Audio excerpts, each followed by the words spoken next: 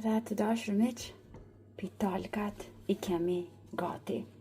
Vetëm shikoni sa bukur janë fryrë dhe mbrenda brumi si ka mbitur fije. Vazhdojmë që t'i mbushim tani me qebapa dhe t'i shijojmë. Përshëndetje të dashur miq dhe mirë se erdhët.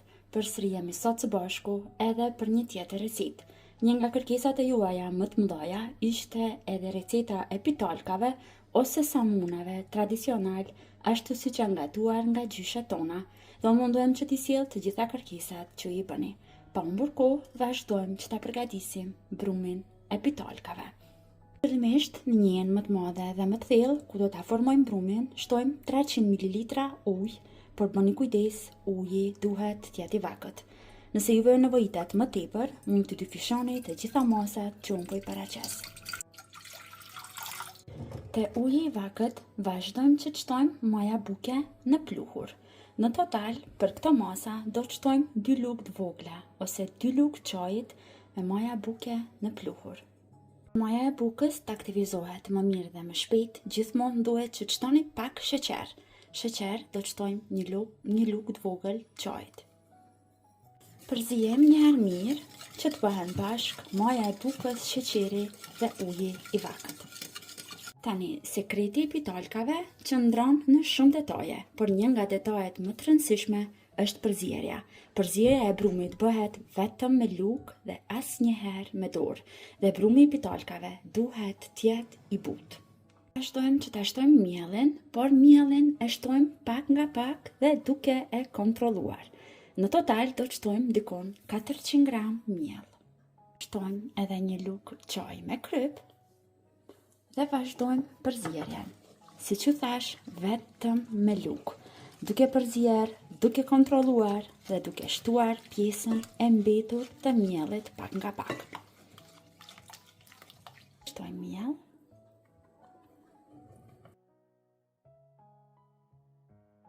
Pra po e vreni, si pa e shtoj pak nga pak miellin, ashtu bëni edhe ju lutem. Dhe vazhdoni përzijeni vetëm me lugë.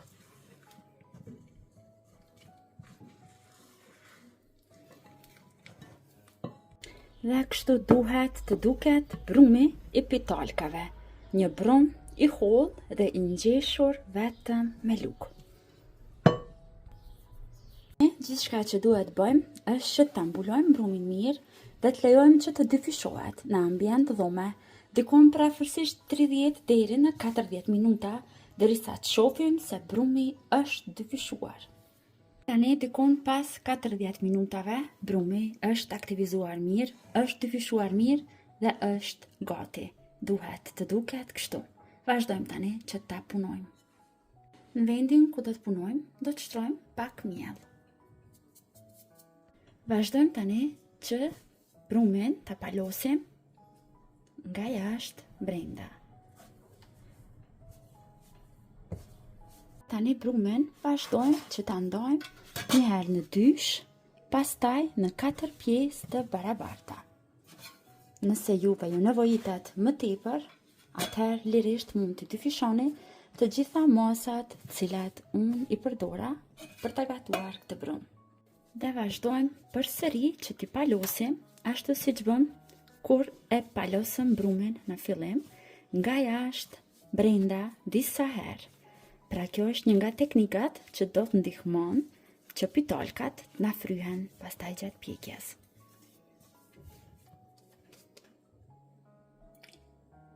Në të njëjtën mënyrë vazhdojmë I palosim të gjitha.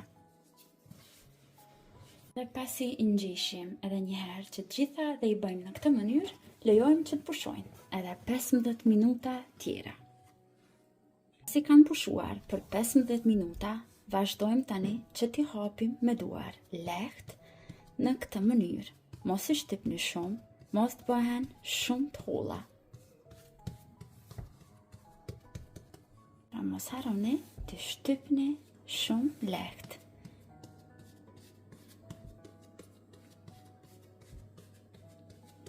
Nëse I vreni këto tullumbacet e vogla në skajat e brumit, kjo është një rezultat se brumi na ka dalë I mirë dhe rezultati përfundimtar do të na dalë I mirë. Përsëri mbulojmë me peqet kuzhine dhe lejojmë që të pushojnë edhe 10 minuta tjera. Ndërkohë tani do ta ndezim furrën në temperaturën më të lartë në 250 gradë. Pasi sigurohemi që furra është nxehur mirë, vazhdojmë që brenda në furrë ta shtrojmë tepsinë, por tepsinë do ta vendosim në këtë mënyrë, nga ana e kundërt që të na nxehet dhe pjekjen e samunave do ta bëjmë këtu sipër tepsisë. Ndërkohë që presim që pogaçet të aktivizohen, do të vazhdojmë që t'i përgatisim edhe çebapat. Këtë radhë, unë çebapat i mora të gatshme. Nëse keni dëshirë që t'i përgatitni vetë në shtëpi, linkun se si mund t'i bëni ato, mund të gjeni poshtë kësaj videoje. Ndërsa, nëse doni t'i bleni të gatshme si kur unë, atëherë është mirë që t'i zgjedhni nga industria e mishit Appetit Group, sepse janë edhe halal. Vazhdojmë tani që t'i fërgojmë.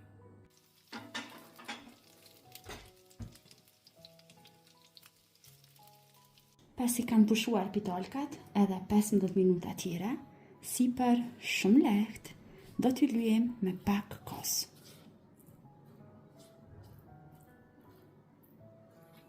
Dhe vazhdojmë i shtojmë susam.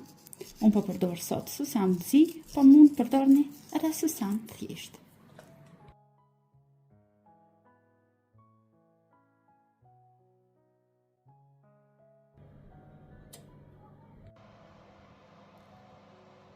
Dhe të dashur miq, pitolkat i kemi gati.